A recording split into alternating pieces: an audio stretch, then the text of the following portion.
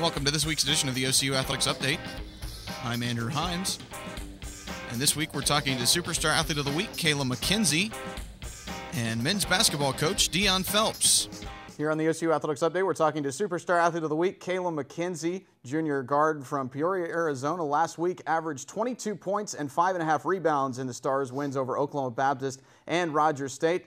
And oh, by the way, was named to the academic all-conference team on Monday. And you had 6 made threes against Rogers State. Talk about that game and your performance.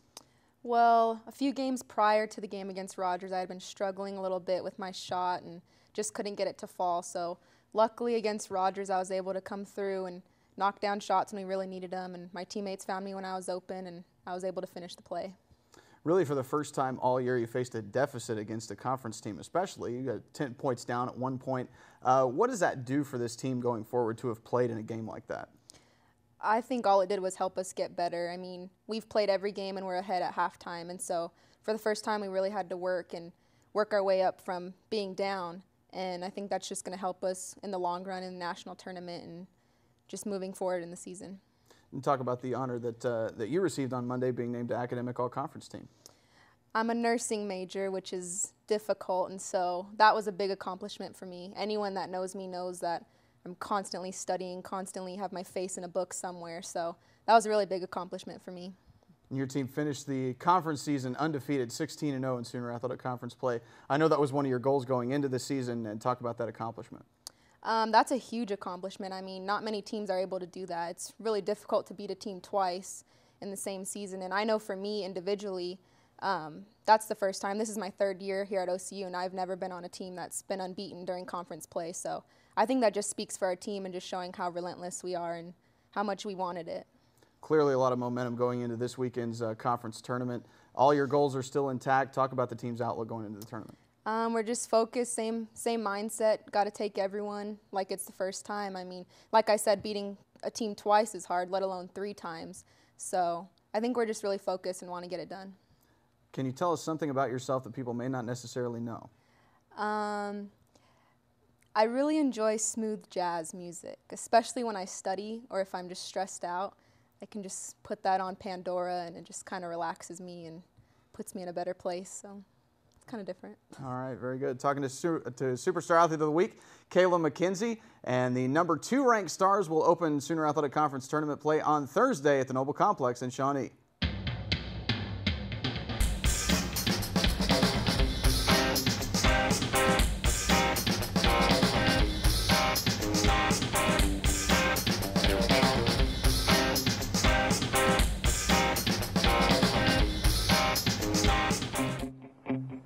There's a call to be answered.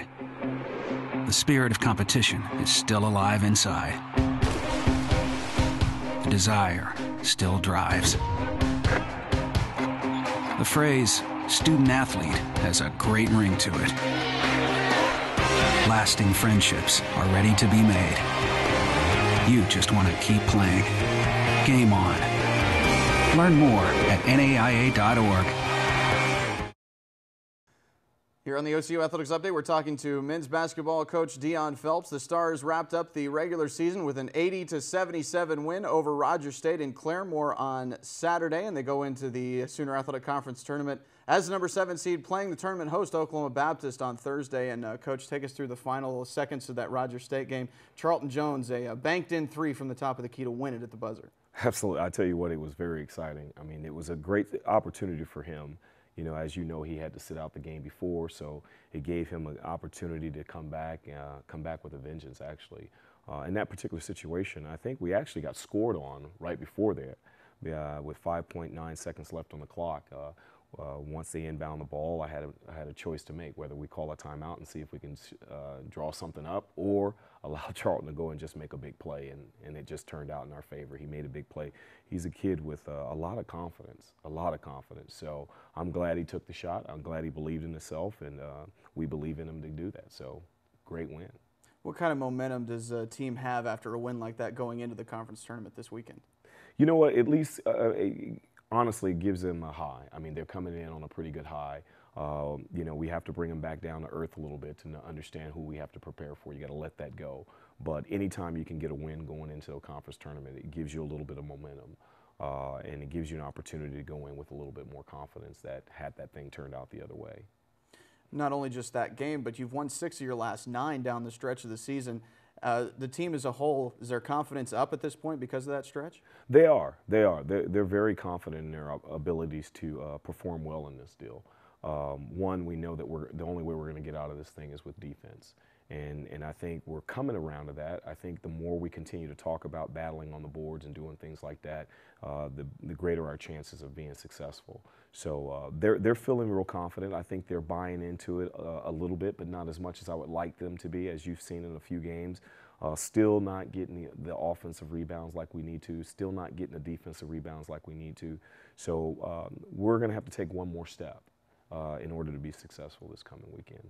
First game against Oklahoma Baptist on Thursday, a team that you've played twice before and have had leads on in the first half, and felt like you could play with them for a whole game. And talk about the team's mindset heading into that game for the rest of the tournament. That one's going to set the tone, obviously, but that's a team that you've been able to hang with this year. Exactly. You know, they're a well-coached team. And the thing that they bring to the game is a whole lot of confidence. I mean, they've had an opportunity to play for national championships and things like that. And for us to be able to play with them, I think gives our guys that kind of confidence that they can hang with them. I think the last game that we played, like you said, we had the lead at half and a little bit into the second half. And so our guys believe that they can beat them. It's just going to come down to having to prove it on that night. And when you're playing a team that is as talented as OBU and as confident as OBU and with the experience that they have, you're going to have to go out there and beat them. They're not going to beat themselves. So that's what we have to focus on. Charlton Jones was named All Sooner Athletic Conference first team. Troynell Adams and Terry Johnson also all SEC honorees. Talk about those 3 guys. You know what? They played well this year. I think they have developed some type of chemistry on the floor. They understand how to play off of each other, which I'm very happy for those guys. I mean, I think one of the biggest things is that, you know, Charlton and Troynell has been in the league for 2 years. And so I think that first year they were just getting acclimated to the league. They brought themselves back. They've humbled themselves. They knew what they needed to do in order to be a top team. I don't know if all conference was something that they were shooting for. I think they wanted to win something for the entire program. And in effect, the results of that was they both got all conference. And then you have Terry Johnson coming in his first year and getting those honors, I think is going to be a big, big motivation for him to come back the second year and try to take that role as a leader. So I think on the bad side of it, you're losing 2 all-conference players, but on the flip side of that, you're getting one back to come back to the conference. So, what do you look for in a prospective student athlete?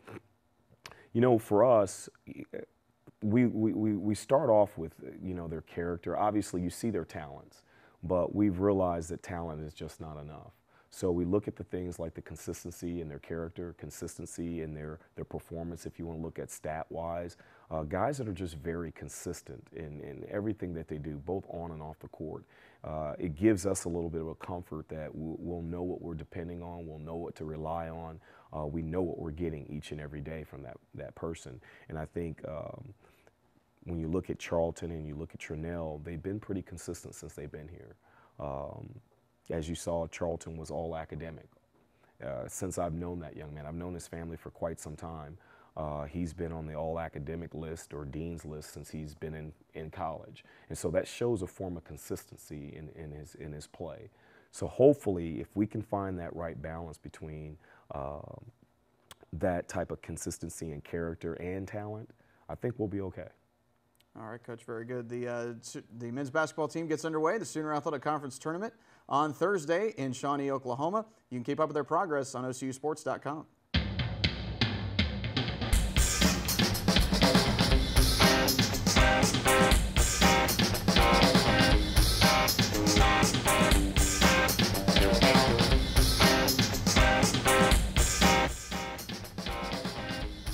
That's it for this week's edition of the OCU Athletics Update. Check back every week for all the latest in OCU sports.